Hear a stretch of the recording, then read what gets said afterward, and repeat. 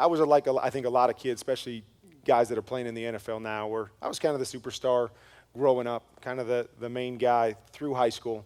Thought it was going to be just the same. I was going to head off to college. I was going to kind of play 4 years in college, be the superstar, and then head right into the NFL.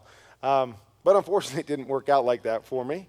When I went off to college, I had a chance my freshman year to compete for the starting job. Unfortunately, I lost that job and ended up finding myself sitting on the bench for 4 years.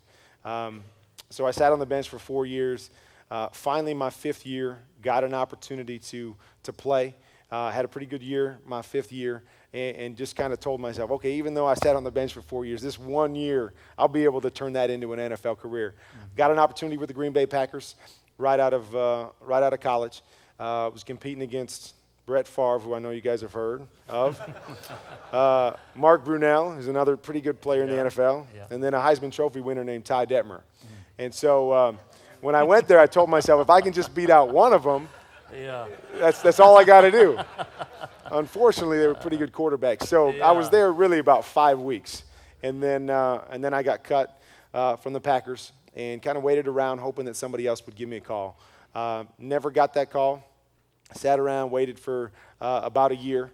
And in the meantime, this league called Arena Football, which you guys know a little bit about out here in Arizona. Booyah. But this Arena Football league was calling me up. And it was funny because here I am sitting at home with no job, waiting for somebody to call. And I'm thinking to myself, I am way too good to play Arena Football. And so I keep telling them no. I'm like, no, I'm sorry. The NFL's going to be calling. I appreciate the offer. So I got a number of these calls. Bagging groceries at that time? Well, I wasn't quite yet. I didn't even have a job yet. Oh, okay. I didn't even have a job in a grocery store yet. But that's when the grocery store thing started to come about, where I wasn't getting any calls. I knew I had to do something to make ends meet. Stayed in my college town so I could work out, hopefully get some tryouts with some of the players that were playing, and took a job in a supermarket so I could work nights and work out all day and stay ready. But it was shortly after that stint in the grocery store where I thought, okay, maybe I'm not too far above the Arena League. So I started making calls to the Arena League, seeing if anybody would give me a tryout. And fortunately, in Iowa, they just started an arena team the year that I was looking. And so I hooked on there, played 3 great years of arena football.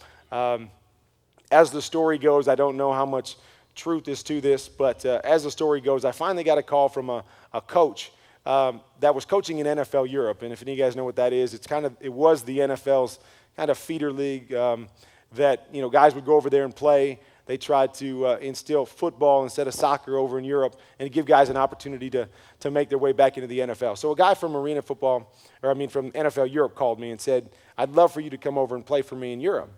And, I wasn't really excited about that, just from the fact that things were going well. I had just gotten married. My wife just found out that we were pregnant with our first child together. And so I wasn't really excited to go over there. But I told him, I said, if you can get me a signed contract with an NFL team, so I know that when I come back from Europe, I'm going to get another opportunity in the NFL, then I'll come and play for you. So as the story goes, this coach called 13 different NFL teams. Wow. And 12 of them said, we have absolutely no interest at all. And one of them, as a favor to this coach, because he'd helped him before in the past, said, we'll bring him in for a workout. So I went into to St. Louis for a workout with the Rams. Had the worst workout of my life. I had broken my finger the year before in arena football, and it wasn't quite healthy. And my greatest asset is probably my accuracy, and I couldn't hit the broadside of a barn in this workout. So if you know anything about the NFL, as the workout was over, of course the guy came up and shook my hand and he told me, well, if it was up to me, I'd sign you today. It was so good. And I'm thinking, yeah, right. I appreciate that. Obviously, it's not up to you. So anyways, I went back to the airport. I remember calling my wife and said, I think I just blew my last opportunity to make it in the NFL. For some reason, 2 days later, the Rams called me and told me they wanted to offer me a contract. Wow. Like I said, it was all as a favor to this coach because he'd helped him out before. But, hey, it didn't really matter to me how I got my foot in the door. Went over to Europe and played. Had a pretty good year over there.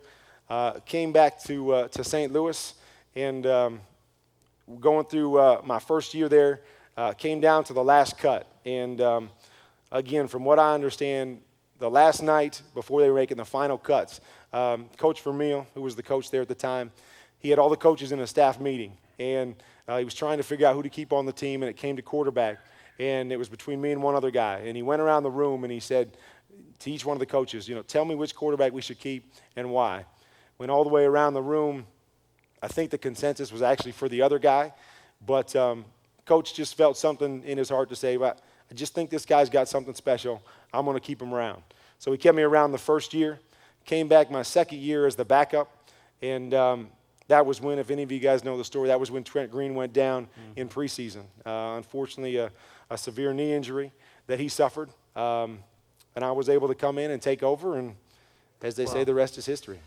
Beginning of the greatest show on turf. Exactly. Amazing times. Exactly. It was fun. Well, I want to come back and talk maybe a little bit about football before we're through, maybe a couple of minutes. But let's kind of shift gears, because I know that football is not the most important thing in life to you. Your relationship with God is. Right. You protect that. And here at the church, you're really clear about coming to worship God, not giving autographs. Yeah. We don't talk football around here a lot. We want Except in introductions. But we don't. But it's because there's a value system in your life. So take me back to when that value system was formed. Were you raised in a Christian home? When did you come to faith in Christ? And how does one go from an initial encounter with Christ to this priority of serving God wholeheartedly that you've come to? Yeah, well, it's funny because, you talk about where I'm at now, and it was, for most of my life, it was completely the opposite. Football was always the most important thing, and my faith was just kind of somewhere in the background. I was raised in the church, I was raised in religion, and really raised around the idea that I had certain rules I needed to follow, and felt like if I followed those rules, I would be rewarded. So I went to church on Sundays.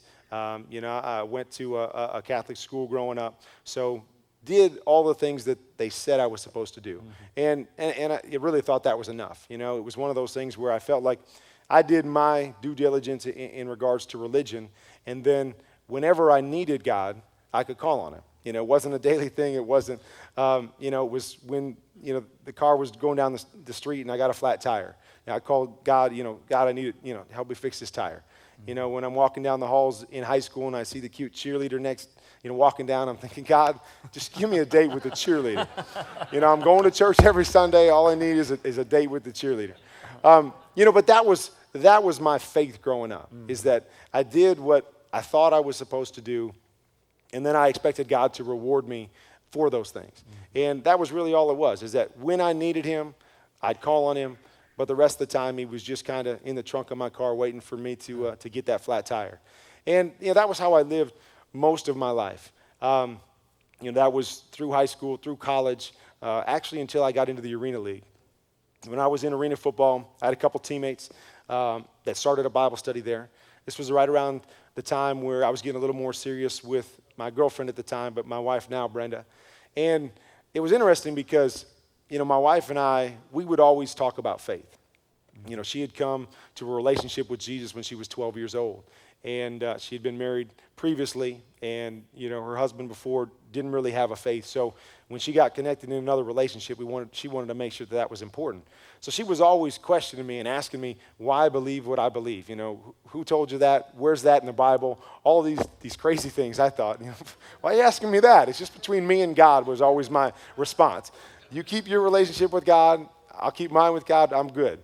But then, on the other side of it, I had these two teammates that seemed to be asking me the exact same questions when we were in Bible study and when we were, at practice. They'd be asking me these questions, and I'm thinking, man, I just heard that from my wife. What's going on here?